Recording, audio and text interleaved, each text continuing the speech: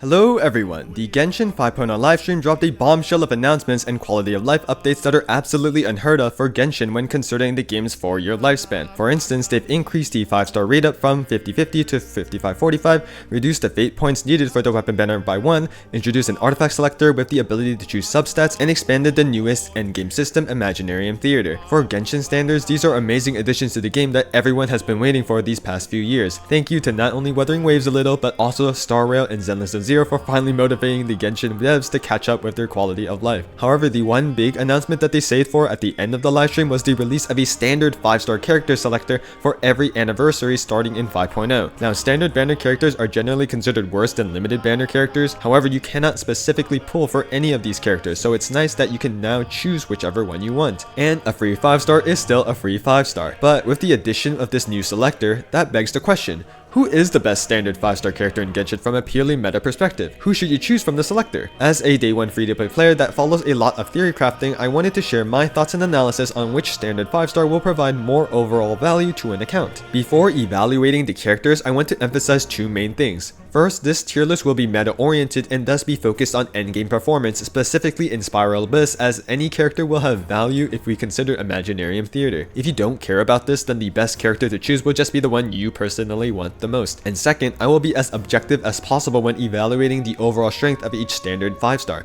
However, as with any tier list, there will be some sort of biases based on my own personal experiences both playing and analyzing the character. Now, in order to rank the 5-star standard banner characters in a tier list like fashion, we need to properly set the parameters of how the characters will be evaluated. Since you can't pull specifically on a standard 5-star, evaluating them will be different than evaluating limited 5-stars. For my analysis, I will focus on two main attributes. First is the character's overall strength at C0. In a character's best team, how strong is the team? How well do they perform compared to other characters in their slot? And second is the value of the niche that a character fulfills. This point is related to both versatility and pull value. In regards to standard banner 5-stars, this is how useful a standard 5-star is in overall team building if you get them from, for instance, losing your 50-50. Or I guess it would be called losing your 55-45 now. The role of a standard character in teams is extremely important to their value and strength. So with the parameters explained, let's dive into the analysis. Let's start off with a very easy character to rank, Qiqi. I think everyone knows that Qiqi is, to put it lightly, not very good, and unfortunately this is completely true. There are a few big problems with Qiqi. Her main role is to be a healer for your team.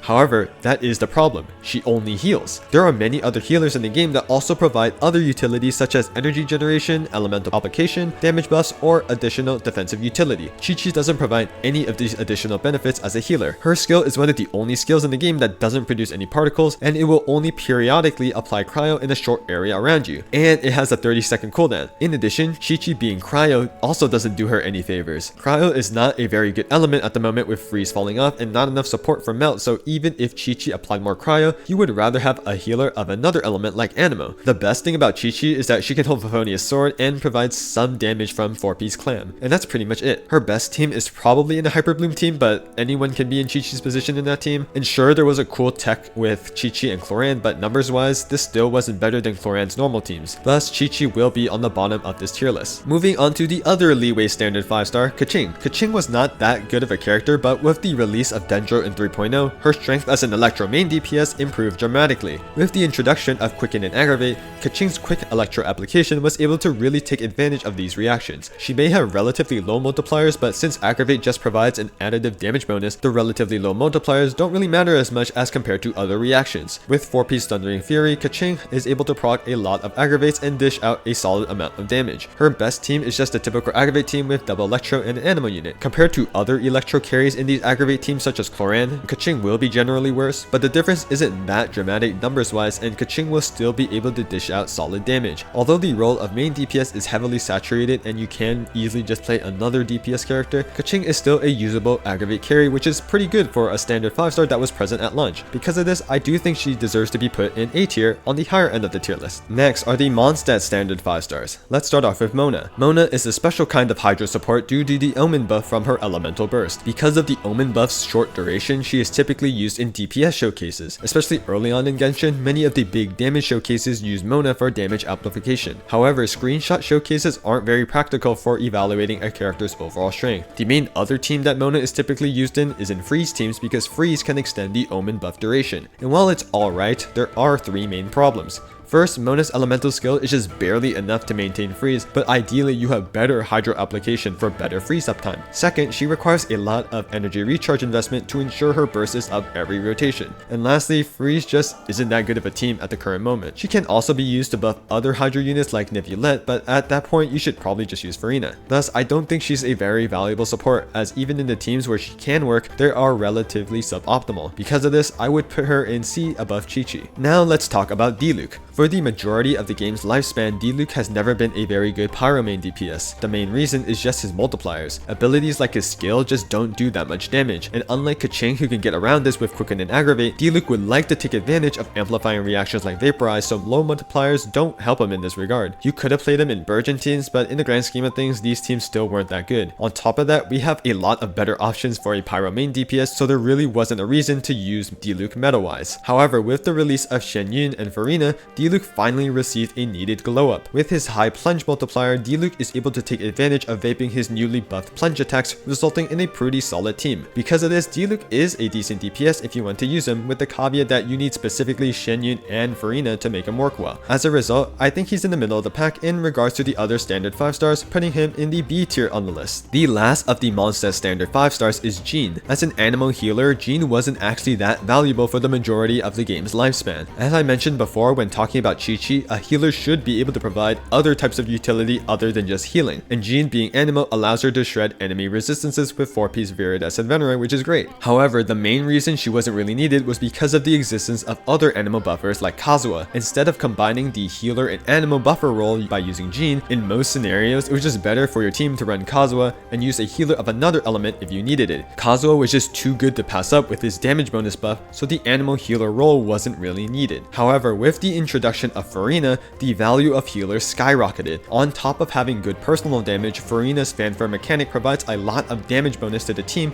as long as you heal off Farina's HP drain. Jean as an animal healer is great in the Farina team since she provides the healing to generate fanfare stacks and provides 4-piece VV shred. And the major flaw of not using Kazuha like I mentioned previously is no longer that much of an issue because Farina essentially fulfills Kazuha's role with her own damage percent buff. Thus, the animal healer role is now pretty valuable. And other than Jean, the only other character that fulfills this role well is Shen Yun. So with Jean being a standard character that can fulfill this role, she's very valuable now as she is the best accessible option. Yes, Jean's value is dependent on whether or not you own specifically Farina, but with Farina being so meta prevalent and in my opinion the best character in the game, being able to synergize well with such a character is a huge benefit. As a result, I do think that Jean is the best standard 5-star character at the moment and well deserves her position at S tier due to her synergy with Farina. Next, the first 5-star character that was added to the standard banner, Tighnari. He is a very unique, quick swappy Dendro DPS. Although he relies on charged attacks, which typically means practical gameplay issues, they charge up very quickly after using his skill and hone onto enemies, so it isn't too bad. His main teams are typically spread and less commonly Hyperbloom, and both are overall fine. Typical Dendro teams with the right units just have a solid baseline level in terms of damage. The main character competing with Tighnari is Alhaitham since they use the same team archetypes, and although Alhaitham is just better than him, the Dendro DPS niche isn't very saturated, so Tighnari doesn't have too many competitors in that sense. Sure, Keqing is another Dendro DPS releasing, but his teams focus around Burning and Burgeon, so even he doesn't directly compete with the other Dendro main DPSs. Overall, he's an alright DPS, but nothing too special. I would put Tighnari in the same tier as Diluc. Now for which one is better, they are pretty interchangeable in my opinion, and I can see arguments for both. For me, I'll put Tighnari above Diluc just because there are so many other good pyro main DPSs out there, but the difference between Tighnari and Diluc is pretty minuscule.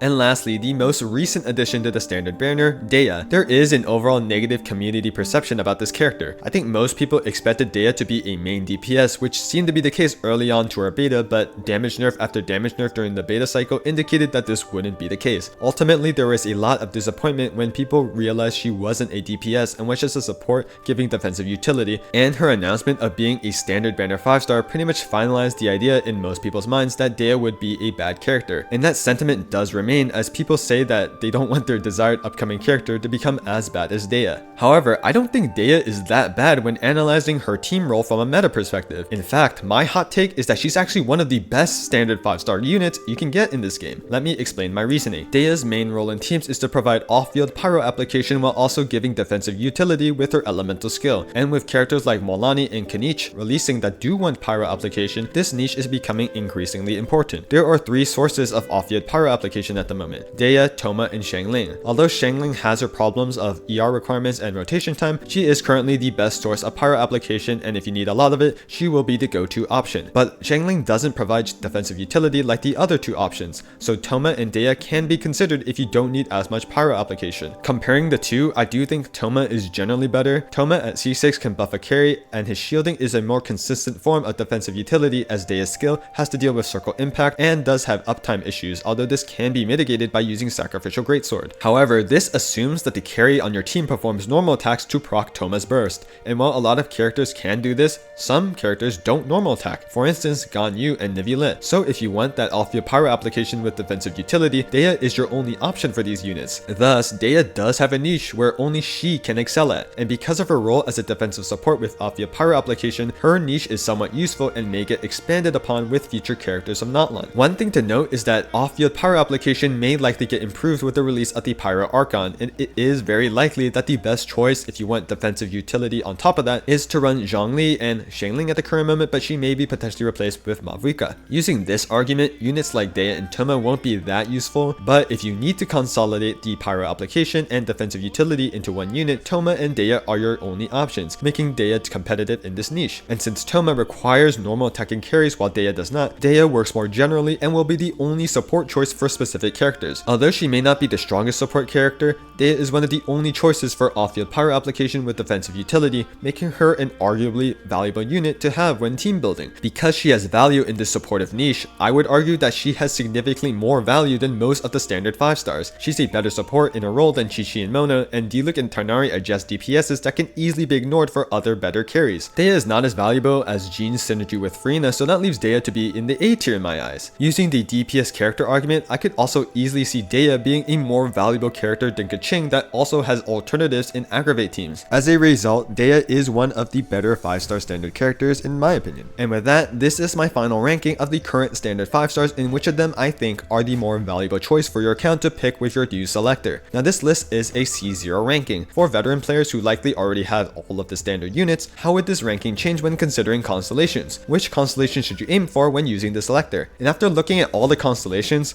I don't think anything really changes with this tier list. None of the constellations drastically change a character's central role or strengthen their niche, with the exception of Dehya C6, which actually makes her become a decent carry, or Tighnari C6 that drastically increases his damage and makes him pretty much the best standard DPS, putting him over Keqing at high investment. There may be some enticing looking ones like C4 Jean for animal carries, but this isn't as good as it sounds, as it relies on enemies staying within her burst field, and Farozan does the animal shred job much better. So ultimately, if you're looking for the best constellation to pick, the best one to get is the one for the character you like and want to build. Do you like Keqing and want to make her a little bit stronger with constellations? Go ahead. Do you want to aim for Dehya C6 to make her a DPS? Sounds like a fine choice to me. The standard constellations aren't that impactful where you need a specific one to play a character's intended role at C0. If I were to give an answer on the more valuable constellations you could get, I would say Dehya's and Tighnari's in terms of damage gain, just because they are newer units, so they generally have better constellations. But still, there aren't any meta constellations to get, so pick the one you like. One final thing I want to point out on using the new 5-star standard selector is that the devs did mention on the livestream that they are planning to add more standard 5 stars into the pool. This can mean two things. First, at least one of the new natlan characters may be added to the standard banner as a 5-star like Dehya and Tighnari. Because newer characters are generally better than older ones, I wouldn't be surprised if this new natlan standard 5-star will become the new best standard 5-star in terms of strength and value. Second, HOYOverse may decide to add an old limited 5-star character into the standard banner. Yes, they introduced the Chronicled Wish banner for old limited 5 stars, but we still haven't gotten a second version of this banner, and HOYOverse can decide to change their mind at any time. I do personally think that some older characters like Albedo and Qiqi can easily go into the standard banner, and if this does happen, which is probably unlikely,